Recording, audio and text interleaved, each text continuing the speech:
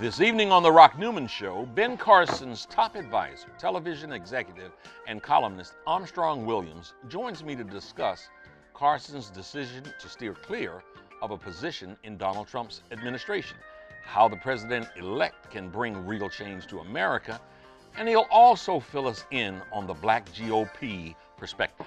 That's coming up right now on The Rock Newman Show.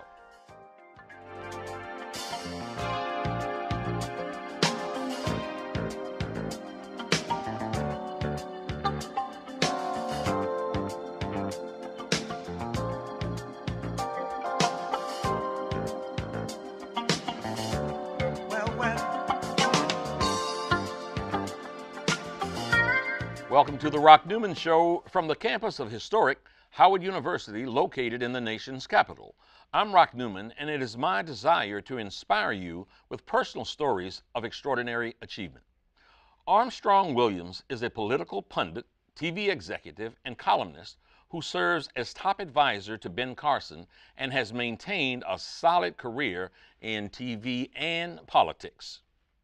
He joins me now to weigh in on Ben Carson's decision to forego a spot in Trump's administration, the Republican agenda with Trump as commander-in-chief, and the poll-purging controversies that plagued the 2016 election.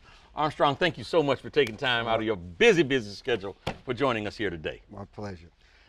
You know, when I called you and called your office to ask if you might be able to join us today, I really did so praying that you would do it, that you would be available. And I did that because, for many reasons, some of which are there right now after the election of Donald Trump just last week. There is a divide in the country that is so crystal clear. And on opposite sides of that divide, you have individuals, you have families that are yelling at each other. How could you be so stupid? How could you be so ridiculous to vote for a con man? And the other side saying all of the things that the other side says about Hillary Clinton. I can't imagine that you would have voted for a Hillary Clinton. And so part of what I want to try to explore with you, and why I was hoping you would be the person that would be able to join us today, because I think you have a unique perspective and an ability to be able to articulate why there is such a divide, one, and then another element that I wanted to investigate with you, to explore with you, was the mindset of African Americans, black folks, who are conservative Republicans.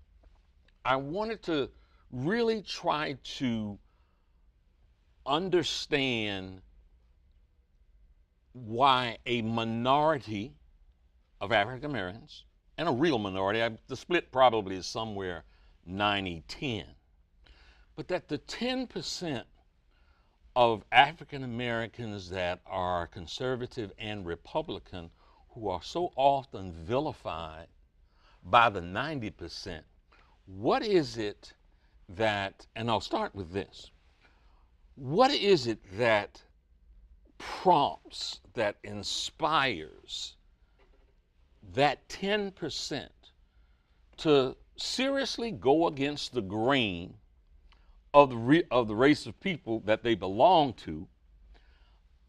And what is that mindset that would have that 10% to support Trump, who has been called racist, bigoted, along with many other names? So if we could start there to try to get, I want to understand, and I want our viewing audience to understand how you respond to that. Well, belonging to one's race is a fallacy. Okay. It only exists in the mind and is reinforced by media, your circle of influence, and if that's the conversation you choose to dwell on. Most people have reached sort of an enlightenment that what unites people together are their values and their virtues. If I'm a man of wealth, obviously I'm going to care about taxes. I'm going to care about overregulation. I'm going to care about whether or not my investments are going to be taxed in sort of a burdensome way. If I am a teacher in the classroom, discipline, creating an environment where children learn, getting the best education possible, making sure there are not barriers to that education, making sure that as a parent that my children has the best chance of surviving and becoming contributing citizens to this country. I think what happens is that there are people who believe, if you look at what happened, particularly with what has happened in Baltimore and Ferguson and these other places, that if it happens to someone black, it can happen to you. I'm going to shock people. See, I don't believe that. I don't think we're groups. I think we're individuals. I think just because something happens to you, I think race plays a role. Yes, no question about it. There's a lot of ignorance. There's a lot of stereotyping.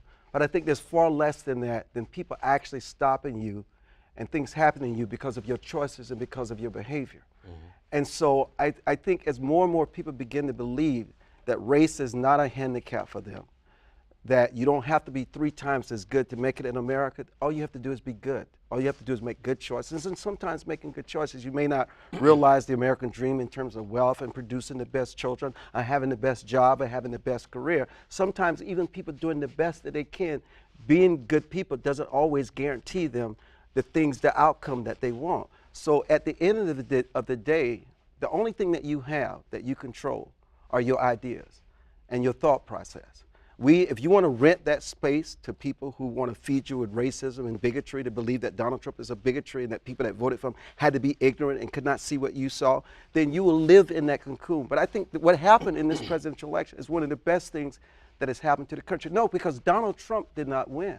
It's the American people who are outraged with the establishment media, outraged with the posters and the pundits, and whose voices have been silent, where they speak out about the issues of immigration, whether it's refugees, whether it's the fact that premiums are soaring with affordable care. These are real issues. And then some people would like to say, well, people are against Obama because he's a black man in the White House. No, there are 700 precincts that voted for Obama in 2004 and 2008 that happened to vote for President-elect Trump in this election. No, people are more concerned about your policies, how it affect their pocketbooks, how it affect their way of life. No one wants to talk about the transgender issue in North Carolina. Really had an impact on a lot of people who happen to be black, who happen to be conservative, who happen to have a different value set.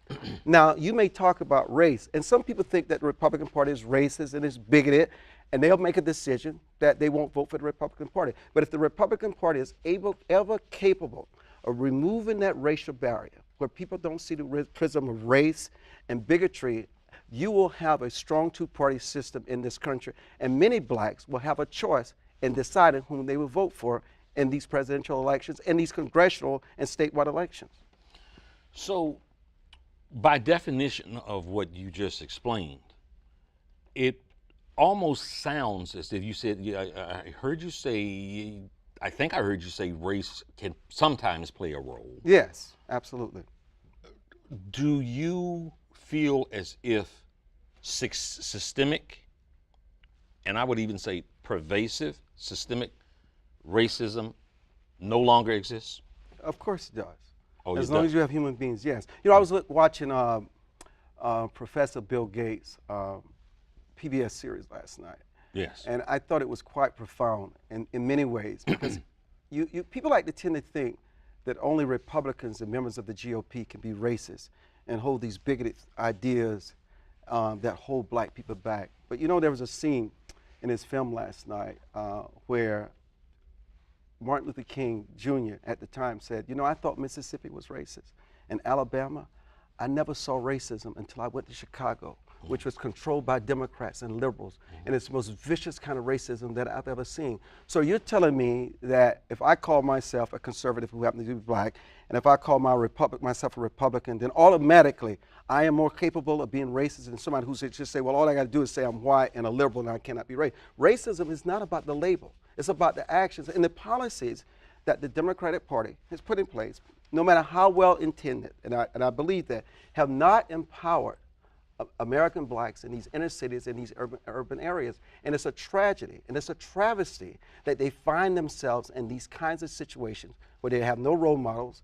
You have these drug-infested neighborhoods. You have a lot of kids having babies out of wedlock. You don't have fathers in the household. And I don't want people to think, well, now he's stereotyping black people. No, I'm stereotyping the overall what's going on in these inner cities. These people are angry. They're upset. They want opportunity. It is inexcusable that in Chicago, it's like Spike Lee said, it's like Chirac. Had a white Republican been in the White House, and had he been from Chicago, and this was happening on his dime, there would be marches, there would be protests, there would be outrage. But President Obama, whom I have tremendous respect for, gets a pass because he happens to be liked by the civil rights community, so therefore they cannot show their outrage. But those people in Chicago are just as valuable as anybody else. But yet you're telling me it's his hometown, it's his backyard, and you cannot change that situation in your backyard? I don't accept that. And as president, you say you don't accept that he couldn't change it. How would he have changed it? What would you have suggested that he do to change that situation? Code blue. You have law enforcement who runs amok. As long as blacks stay in their communities and kill themselves violently, they don't worry about it. But once they cross over into the suburbs where you disrupt the tax bases and the elite, police has a whole different attitude in terms of their arrest, in terms of making sure that you don't have the same kind of situation in those neighborhoods. The mayor has the power to change those situations. You must hold law enforcement accountable. You must do that. You cannot have a code blue if a law enforcement official goes out and commit a crime, like what we saw where the police officers on the tech. They cannot be above the law. It's very difficult for people in any community to respect law enforcement if you have one standard for law enforcement and another standard for the community. Justice must be blind. And law enforcement has a different standard in this country, and that needs to change. That's certainly an issue that we want to talk about because, we have come through a season, a couple of years or so, when high-profile murders of black men have dominated news cycles week after week, and the reaction to them. So policing is certainly something that I want to explore. The issue is that in every community, law enforcement represents a little of who we all are. You can come to the studio. I mean, you never know what people are. You can see them, they look fine, but you never know what goes on in their lives. You're going to always have people who are out of control, who are lawless. Law enforcement has an obligation to get that under control. When you go through law enforcement, I've talked to many law enforcement officers, and they tell me when they're in their training, the image of they have of what a criminal is someone who's black, someone who's a young youth. There's a problem with that. That has to change. That has to change on every level. People committing crime has nothing to do with the hue of their skin. It has to do with their behavior. It has to do with the choices that they make. I can understand if you say, well, somebody just had their home broken into and the person had dreadlocks and they were black. I can understand you use that as a description. I understand that. But the wholesale profile, this goes on in at academies and it continues. So in their minds it's etched that if you're looking for a criminal, you're probably looking for someone that is black. That is a problem. Mm-hmm. Okay. And so you're correct in saying that needs to be changed on every level. Every level. Okay. So then let's stay with this for a moment then, because certainly one of the feelings of most in the black community is that they are unfairly targeted by police forces all over the country. And it's an overwhelming majority of black Americans who feel that way. Is it your sense that they are missing something when they take that position? It goes to leadership. I can say this unequivocally. If I were a mayor of a city And if I were a mayor, if I were a governor, and I would say this about you, there's no way on my watch that kind of behavior could continue. The problem is leadership is in bed with law enforcement. They value them more than they value the citizens in their community. Mm-hmm. They're in bed with people don't necessarily who look upon that as a concern that has almost become epidemic. We've worked so hard over these several decades to empower black people to be mayors, to be governors. The problem is that most of these things happen in cities where there are Democratic mayors, where there are Democratic strongholds. And you ask yourself, and you have these city councils, and you ask yourself, how can that happen on your dime and you're a leader? The problem is law enforcement is running these communities, and they don't know how to manage law enforcement. And when you have a law enforcement out of control, this is why you have a system with the prosecutors that when law enforcement officers deserve to be put on trial, deserve to be punished, and some of them deserve the death penalty. If you saw the situation in my town, Charleston, South Carolina, the way that officer shot that brother in the back, that officer deserves to be executed because no longer is he an officer. He is a criminal. He is a murderer. He violated his oath of office, and we must use that as an example. When Dylan Roof was arrested after what happened with the Charleston 9, and my cousin was one of the victims of his crime, they take him out to McDonald's for breakfast and feed him. Can you imagine if he were black, if that would have happened? You don't think people watch that and see the double standard? There is something that is wrong with those pictures. That would not happen with some ordinary person. You just kill and a terrorist attack and assassinate 9 people, and law enforcement is going to take you out to breakfast and feed you? I don't think so. People see that and they lose trust in the system, and they lose trust and faith in law enforcement, and it must change. Okay, and that is certainly the case when you see that kind of imagery that is so blatant. Yes. And you juxtapose the behavior of black men being unarmed black men being just in the car, just unarmed black men, right? And then those who are armed, who happen not to be black, being arrested without being murdered.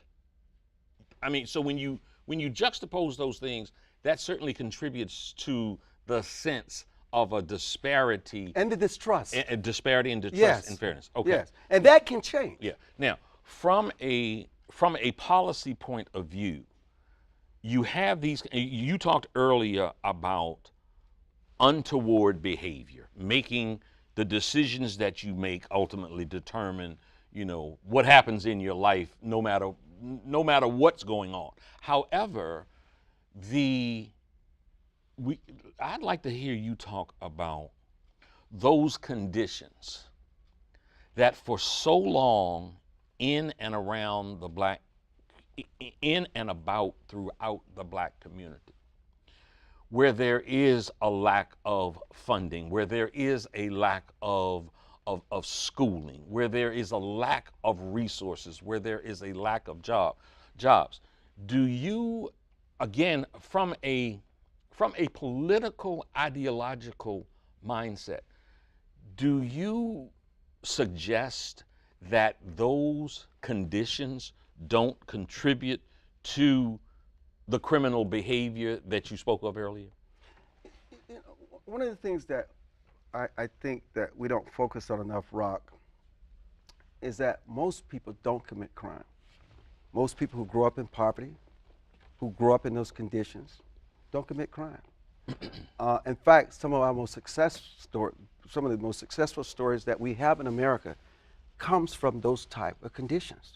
At some point, through faith, through your faith, and just through an angel of mercy that you meet along the way, those circumstances can change. When you studied the history from slavery to de jure segregation to the civil rights movement, and you look at those images and you read books of what slaves endured and what they had to go through just so you and I could sit at this table today and be sort of what the American dream is about. They really suffered. They understood raping their daughters, raping their wives, hanging people on Sunday and after going to church and then sitting under the tree and toasting and celebrating. I mean, listen, that is something that you and I could not even comprehend. You and I would be dead on the first day. the kind of issues that we talk about today, when you compare from what our ancestors had to sacrifice for us to be where we are today, people make choices. And unfortunately, a lot of young people have grown up in environments where this is just a way of life.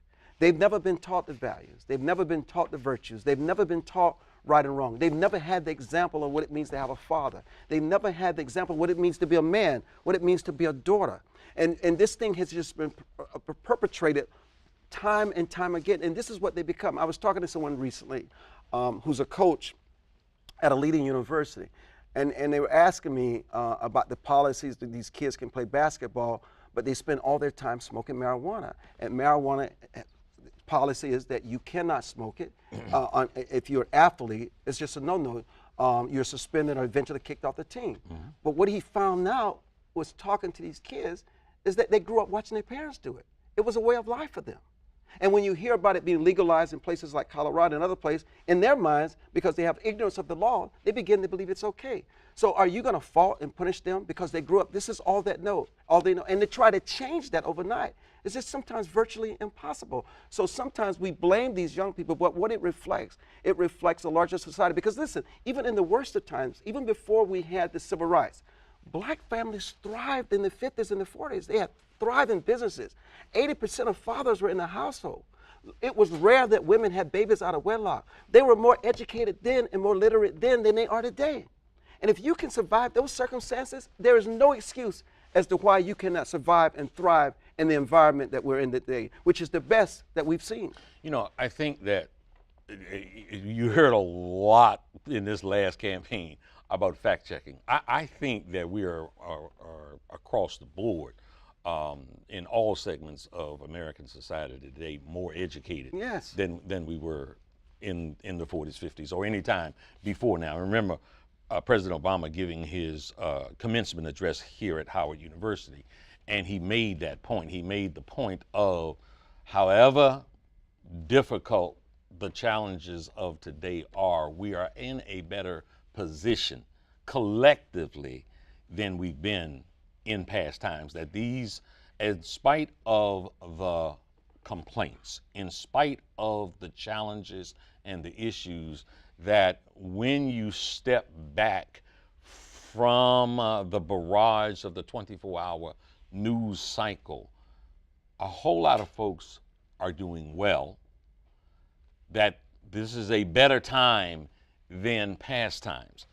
That is true, but there's still so much suffering that exists, that the ability to be able to have an administration to impact all segments of society. You know, we were talking primarily about the inner city, and it is an argument that you often hear, and frankly, I don't think it's an unfair argument to say that look at Baltimore and look at Detroit and look at urban areas that are run by Democratic administrations. I don't think that's unfair. But the same thing can be said for the poorest states in the unions in Mississippi and Arkansas and areas that are Republican strongholds, that the issues of poverty, unemployment, a lack of education. So, you know, not to be, I don't want this session of us sitting here at this table to be one talking about only what the problems are. You know, again, my hope was us discussing, you know, ideas that can make things better. Now, so let's move to, well, first let's talk about your client and your friend, Dr. Carson. Dr. Carson ran for office. He stepped off the political merry-go-round, running for president, and this is very timely us to be talking here today because it was announced yesterday that he was going to forego any pursuit of serving in the Trump administration. Is that correct, first? Absolutely is correct. Okay. And why did he make that decision? There was no decision. He was always said throughout, once he realized that he had no pathway to victory on March 2nd of this year, and he endorsed Mr. Trump, and they were asking him whether there's a quid pro quo. He said, I have no interest in a position. I have no interest in an appointment. But you know, we live in a society where people, because of their egos and because of their resumes and because of access and because of the feel of power, it's a natural thing for us to believe that someone supports a candidate because we want something. Dr. Carson felt at the time that Mr. Cruz nor Mr. Rubio had a pathway to the White House. He felt that Mr. Trump had the best pathway to the White House. And he felt that he wanted to bring the party together. So Dr. Carson, whether it was through his writings, whether it was on TV, has been very vocal about his support for Mr. Trump. Now, I do know we were a week out from the election. We were in Yorktown, Pennsylvania, and we were backstage, and I remember Mr. Trump imploring him, said, Ben, tell us whatever you want, whatever you want. And Dr. Carson, in his very humble way, said, Donald, as I've said it before, I don't want anything. But it was even hard for Mr. Trump to believe that was true. So Trump kept offering him. He said, whatever you want. And once he won, once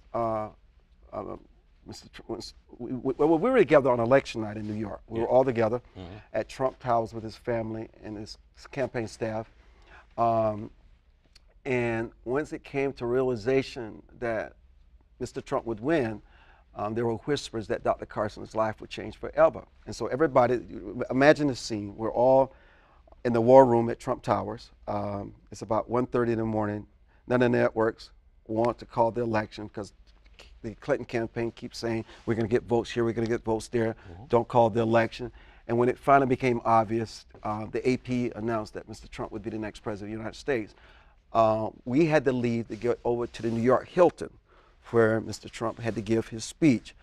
And they were gathering everybody, and Dr. Carson and Ken turned to me and said, well, you have a good evening. I said, what do you mean? You got to go over to New York Hilton, you need to be on stage. He said, no, Ken and I are going to bed.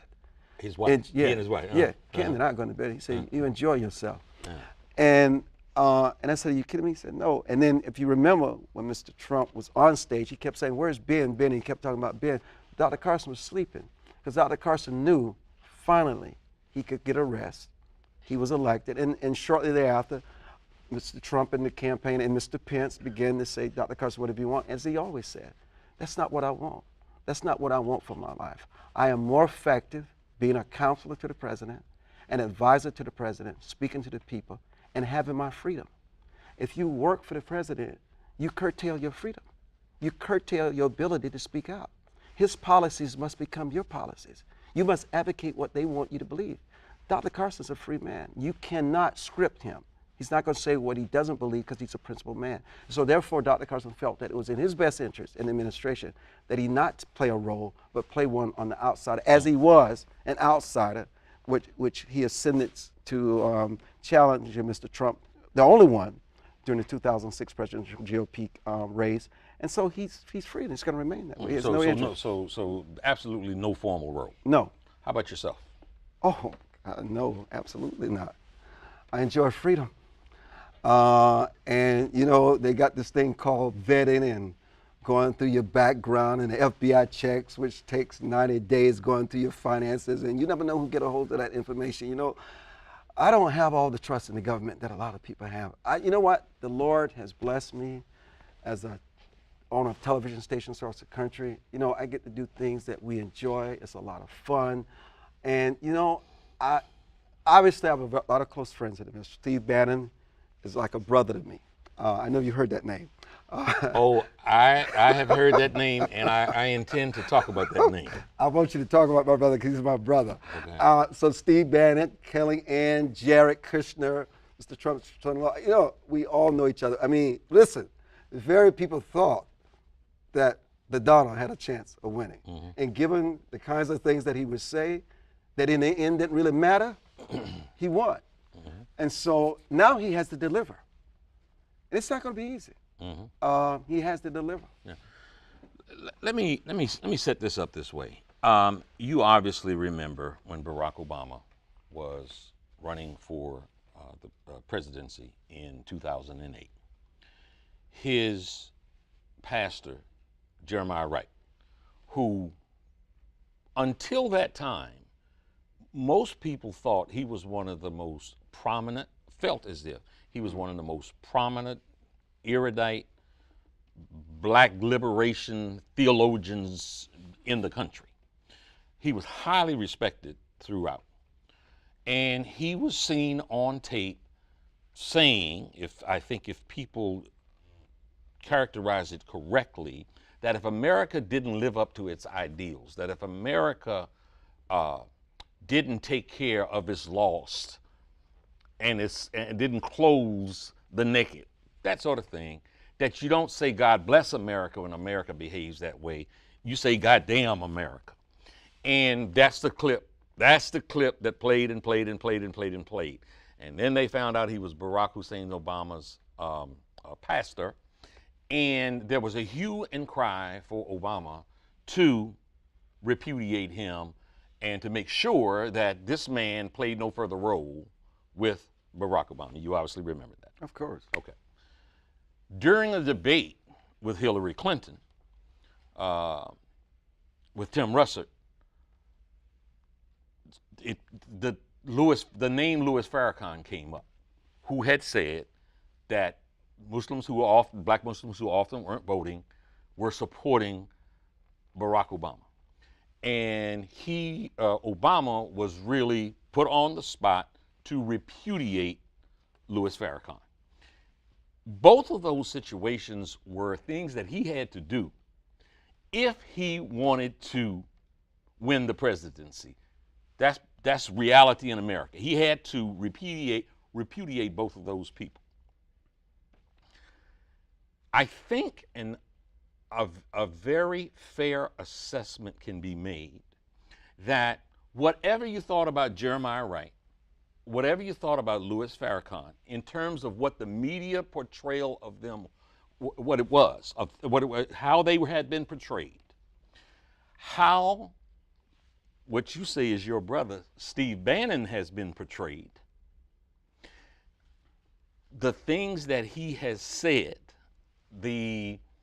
his helm at Breitbart has unquestionably invited in the most hateful groups, individuals, and organizations that exist in this country. The alt-right, as it is called, champions Breitbart as their platform to spew forth their hatred. Mr. Bannon, again, who you say is your brother, was in charge and ran that for several years and allowed that kind of behavior and activity to take place. You mentioned your cousin tragically being murdered by Dylan Roof in South Carolina, in Charleston, South Carolina. And shortly after that was done, there was a banner headline at the Breitbart News blog about raise that, and Dylan Roof wearing the Confederate flag.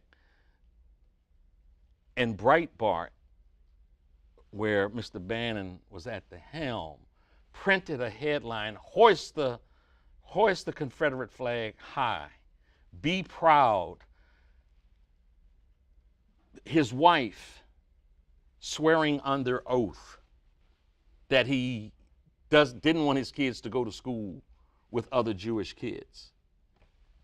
So, Farrakhan and Jeremiah Wright, there was no way that Obama could allow them to come to the White House. He would get tarred and feathered and run out of town. But someone who seems to be, something I wrote, I said they were media defined. Farrakhan and Jeremiah Wright were media defined as bigots.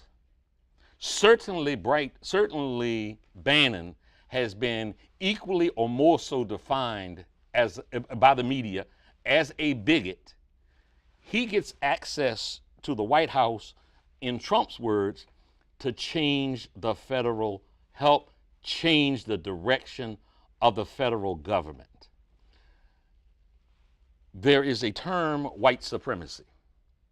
I wrote something on this, and in what was my estimation, the difference between how Farrakhan and Jeremiah Wright were handled and treated versus a man having access to the White House to change the federal government seemed to be the quintessence of white supremacy. So I'd like for you to help me with this as to the gentleman you call your brother and who is being maligned as a bigot, as an anti-Semite, as a racist, as a misogynist. Help me out here. Well, you know, it's it's a fair, it's very fair to ask. Listen, just like with President-elect Trump, you can't control who wants to claim you. If they feel there's a nugget that gives them a license for their racism and their bigotry. And also, for me, I've known Steve Bannon for such a long time. I've known the things that we fought together for Ferguson. I own the NBC WEYI in Flint, Michigan, and we've gone back and forth doing many town hall meetings over the water crisis. And I was telling Steve about how it's really impacted minorities in that city. And he said, Armstrong, we're always looking for ways to empower minorities and bring voice. He said, what do you suggest we do? I said, man, it would be great if Mr. Trump was a candidate at the time, if we go to Flint, Michigan. And this was at the spur of the moment. And he said, well, I'll ask him, maybe I'll put something together. I said, no, if we do it, I have to put the trip together because I want to make sure it's right. The water plant and churches. And sure enough, within 24 hours, he called. He said, it's a go. And so, you know, when you have those relationships in those situations, in those inner cities, and also I've seen things that he's done privately, particularly over the last few days with Steve reaching out, saying, look, man, we cannot have a WASP-looking administration.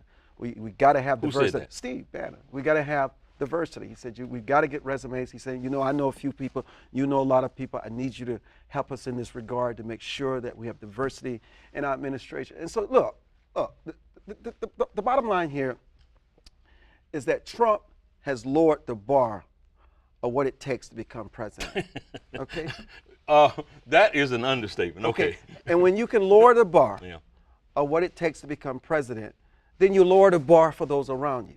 And unlike the president, yes, I mean, the bar is lowered. It's a different bar. If you think about the videos, if you think about the things that he said, I mean, no other person you could imagine would have been elected president. If President Obama had been on that stage in the second debate, stalking Hillary Clinton and breathing like an animal, the way Donald Trump was, the media would have blistered him. So the media is a culprit too. They gave Donald Trump a different pass. There is no way that someone, a black man, could have stood on that stage and just walked around that stage just stalking her on the stage. Donald Trump has, another thing about Donald Trump, maybe different from President Obama, he doesn't care what the media or what the establishment class or anybody else says. They're not going to tell him whether he can bring Breitbart in the White House or not. It's his decision. He doesn't care. So chop me up, malign me, I'll take it. Donald Trump's going to do whatever he wants to do. Okay, so He doesn't give in to the pressure. He doesn't care Okay. about the optics. All right. And not many people can survive that kind of pressure for the media. They just can't. Isn't what you just explained an indictment on why people would vote for Donald Trump then? No, it's who we are. It's what we've become as a society. A wise somebody once said, municipalities and nations get the leaders they deserve. It's who we are. It's been under the rug. Donald Trump didn't bring all this strife and divisiveness. He's the voice that unearthed it to bring it out in the public. He represents. People didn't care about Donald Trump's language. They didn't care about that. That's what we've become as Americans in this country. He's become their voice. And I don't know how anybody could have doubted that Donald Trump would have ever become president, especially after he took out all the Republicans. I mean, Dr. Carson talked about morality. He talked about character. He had temperament. Christians didn't want that. They wanted a bully. They wanted almost a gangster-style president. And so the fact of when he called her nasty on the stage and his poll numbers, they go down, but it would come back up. I mean, it was the perfect storm. This has been brewing for a long time that someone like Donald Trump, Pat Buchanan couldn't make it work, Ross Perot did not make it work. This was the true season for the outsider. So am I hearing code language, Armstrong, for real serious racial hostility amongst white folks that needed a champion to say what they feel that they felt they haven't been able to say for a very long time? It's not about race, Rob. President-elect Trump got 13% of black men vote. That's pretty substantial. It's not about that. It's about the immigration. It's about the refugees.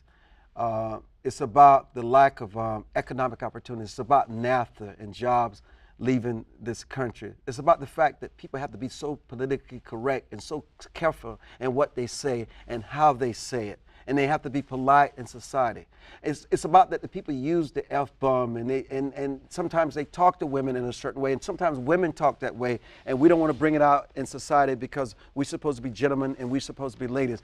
Donald Trump has given people a preview of what they are in their private lives, and he's just brought it out into the open. No, it has far less to do with race. Because listen, Donald Trump, I will tell you this, will never tolerate bigotry or racism in his administration. He just won't. I mean, I'll never forget when the situation happened. I think it was somebody might push back on you and say that he tolerated it. He and his dad tolerated it in their rental policies. Many people did during that period in our history. But I'm saying this to you about Donald Trump. The Donald Trump you saw as a candidate will be entirely different than the Donald Trump as president. And you begin to see the signs. In his speech that night where he congratulated Mr. Clinton, his meeting with President Obama, his backing off, repealing all of affordable care, his backing off and being more reasonable with building the wall, you'll see a different Donald Trump. Donald Trump is a very interesting person.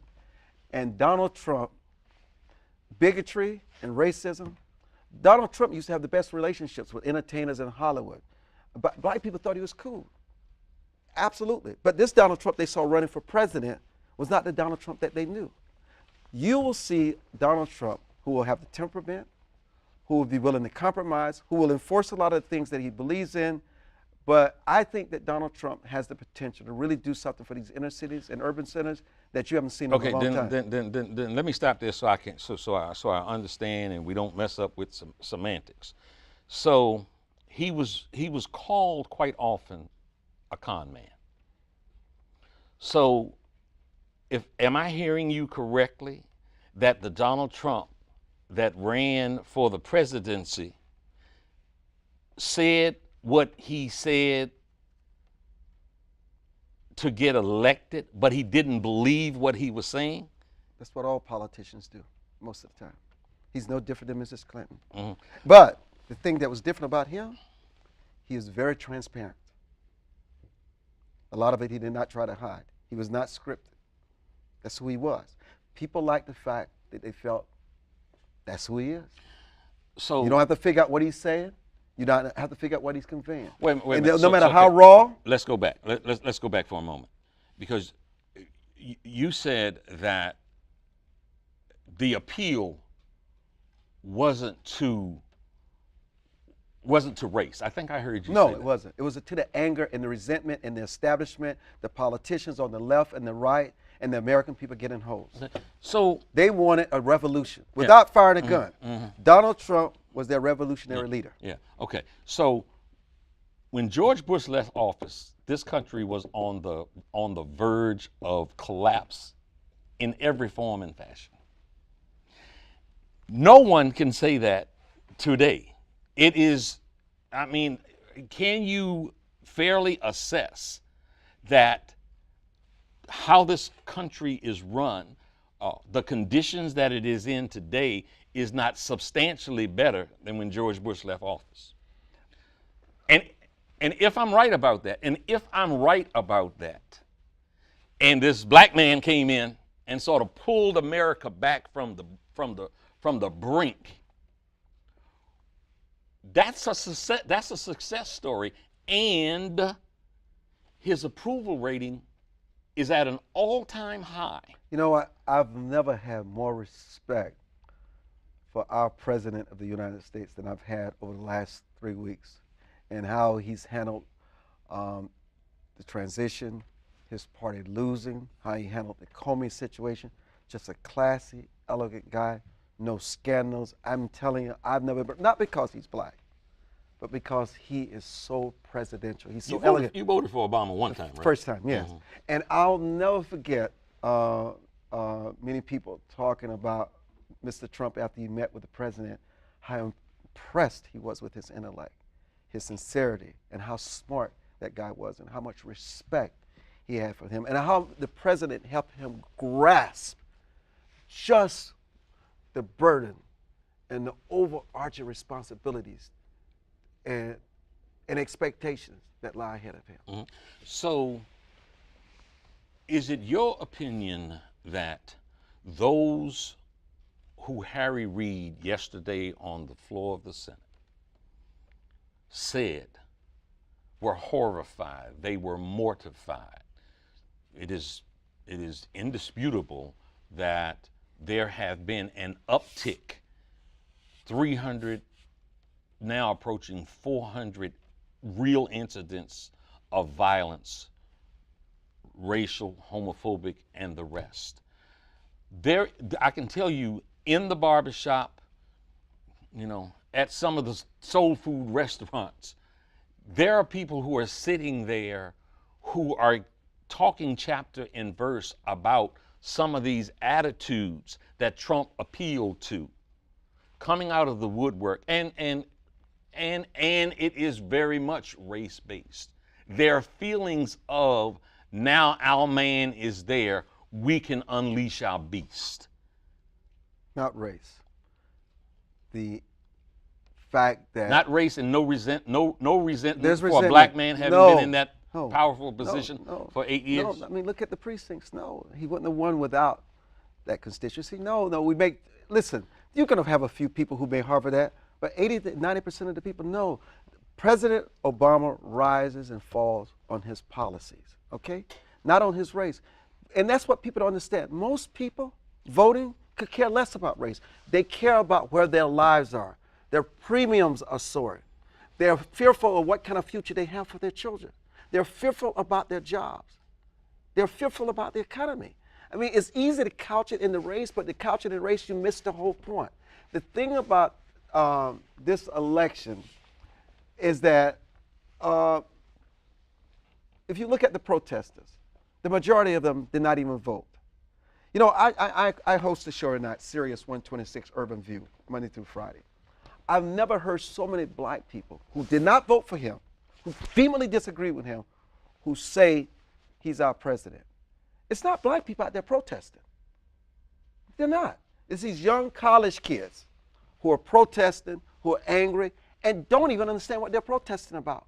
They ride in on luxury buses that somebody else is financing. And when you talk to me about the violence and the 400 incidents, I think about the fact that during the presidential debate, when Donald Trump challenged Mrs. Clinton over the fact that they planted these protesters, wanted them to get blooded, just to disrupt and create those images on TV. I don't know how much I can buy into that. Because you know what? Whatever Harry Reid says, it's politics. They lost. They're shattered. The Democratic Party is shattered. They were talking about how Hillary Clinton's going to win, but she was leading by 12 percentage points. How she's going to forget about the fact about her playing it safe. She's going to Arizona. She's working on the down ticket. She's going to Republican strongholds. None of that played out.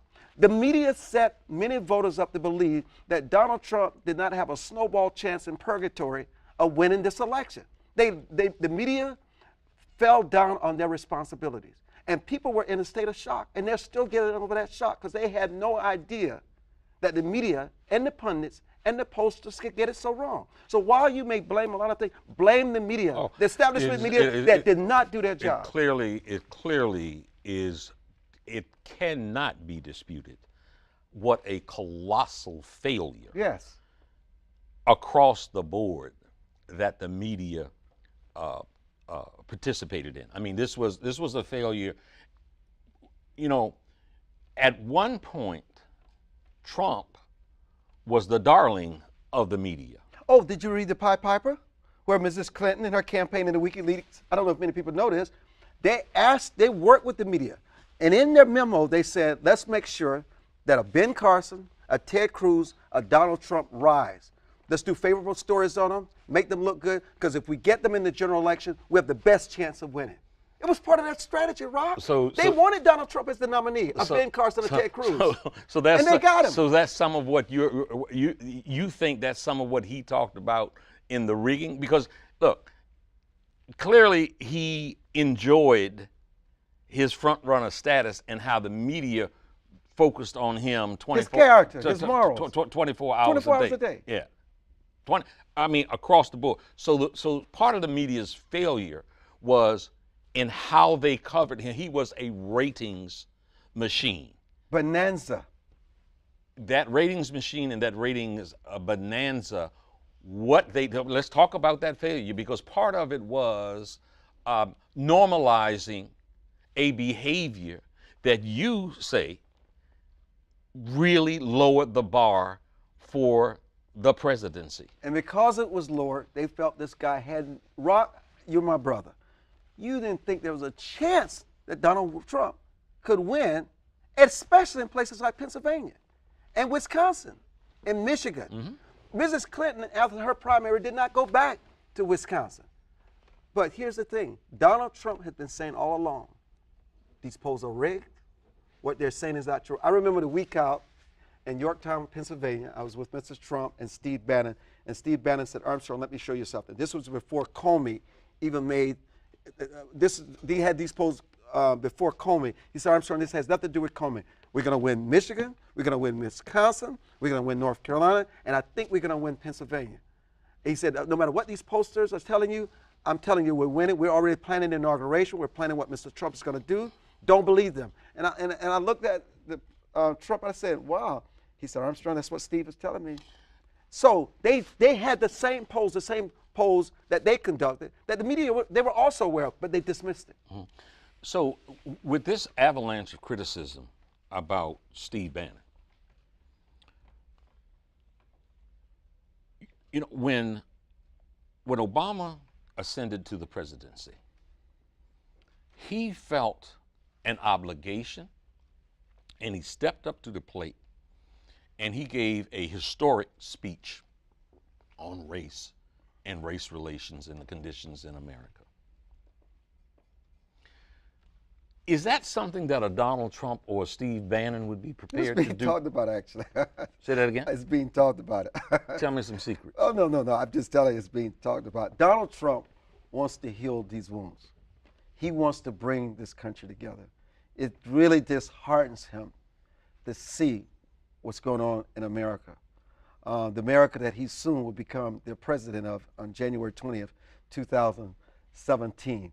Do you understand how some of those people who are so afraid cannot reconcile what you just said about him wanting to bring people together when he uses the kind of language like take them out here on the stretcher, knock the hell out of them? Of course. Listen, of course we understand. Even with my brother Steve Bannon, who ran Breitbart, I mean, you have reporters writing these stories. I remember the story about the headline about the Confederate flag when my cousin Pinckney, Clemente Pinckney, had been killed and 8 others. And I said, man, he said, Armstrong, we just got to get stories. You should write a story. We got to make sure that we show that this is unacceptable in America. So I wrote stories. Other stories were written, but those stories never get the headlines. This story about the Confederate flag. And listen, we all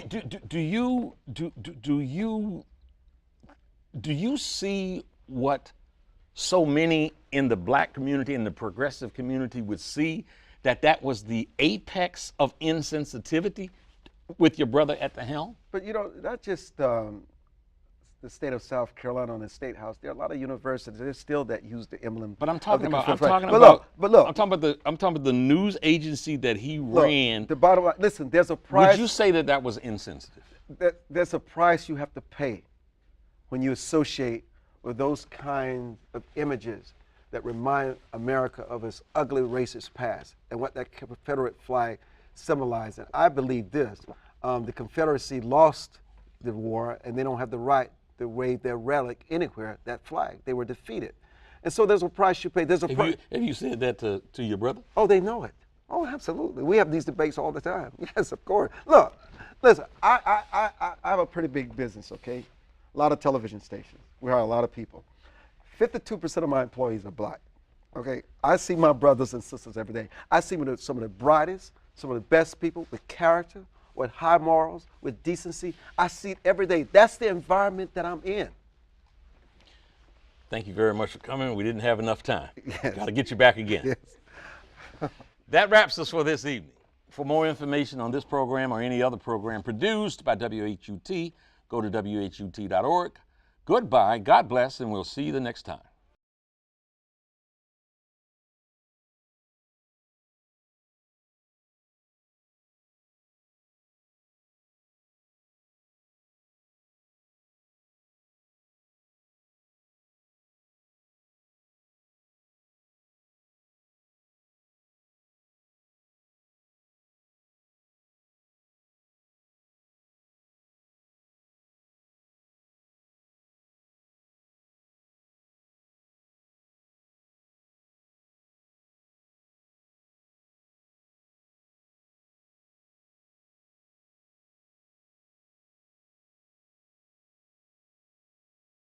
This program was produced by WHUT, Howard University Television, and made possible by contributions from viewers like you.